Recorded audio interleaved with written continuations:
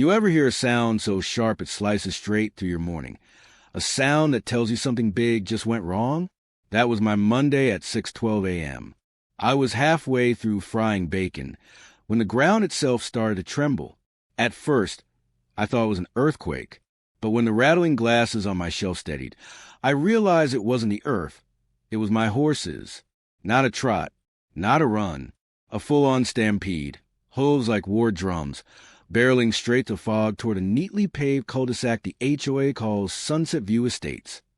And standing at the center of it all, frozen like a deer in headlights, was Linda Park, the HOA president, clipboard in one hand, latte in the other, watching her brand-new ornamental fountain explode into gravel and dust as 50 horses crashed through her idea of paradise. Now, before you judge, let me back up. My name's Sam Carter, 61 years old, rancher, father, stubborn as an old mule and twice as patient. My family has run this land since the railroad first cut through the valley. Horses are our life, working horses, bred tough as iron.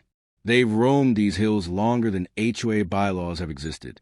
7 years back, the HOA moved in, paved over the old orchard, put up cookie-cutter homes with fake shutters, named the streets after trees that don't even grow here. At first, I stayed quiet.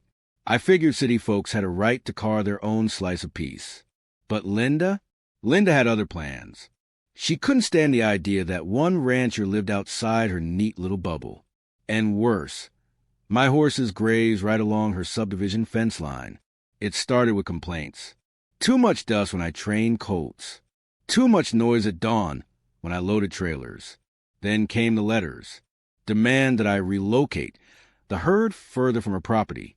Mind you, her property used to be part of my pasture before developers fenced it off. I ignored her at first, but ignoring Linda is like ignoring a mosquito. You only get bitten harder. Soon enough, she was calling county inspectors, filing noise complaints, even accusing my horses of being aggressive toward homeowners. Aggressive? These animals are so well-trained my grandson rides bareback at 5 years old. Then came the last straw. One morning, I found the HOA had chained my northern gate shut with a shiny new lock. Their excuse? Community safety. What it really meant was she wanted control. Trouble is, when you trap horses behind a gate, they're used to roaming, pressure builds. And Monday morning, pressure broke. The herd found a weak post on the HOA's fence line, half rotted and never maintained. One good push, and it splintered like kindling. Thunder rolled into suburbia. Lawn shredded. Mailboxes toppled. Kids screaming like it was the end of days. And Linda?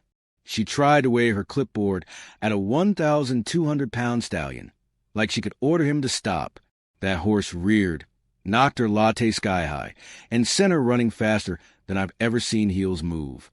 When the sheriff pulled up, half the HOA board was already shouting about dangerous livestock and reckless endangerment. But I was ready. Trail cams had caught everything. The lock on my gate, their so-called safety crew trespassing, even footage of Linda directing contractors to dump gravel into my irrigation ditch. I handed the sheriff a folder thick enough to choke a mule. And here's the kicker. County law is clear. If livestock break into your land, it's on your fence to keep them out. Their fence failed. My responsibility ended at my property line. By sundown, the HOA wasn't just on the hook for damages. They were knee-deep in fines. Their board turned on Linda faster than coyotes on a carcass. Within 2 weeks, she was out, voted down by her own neighbors, replaced by folks more interested in fixing fences than picking fights. My access road was legally secured, my irrigation ditch cleared, and my horses, back to running the hills, tails high, manes flying free. Linda still lives here, though quieter now. Every time she drives by, her eyes dart toward the pasture, like she half expects another stampede. And I smile, tip my hat, sip my coffee on the porch. Because the truth is simple. You don't chain up freedom. Not in this valley. Not on my land. And not when thunder runs on 4 hooves.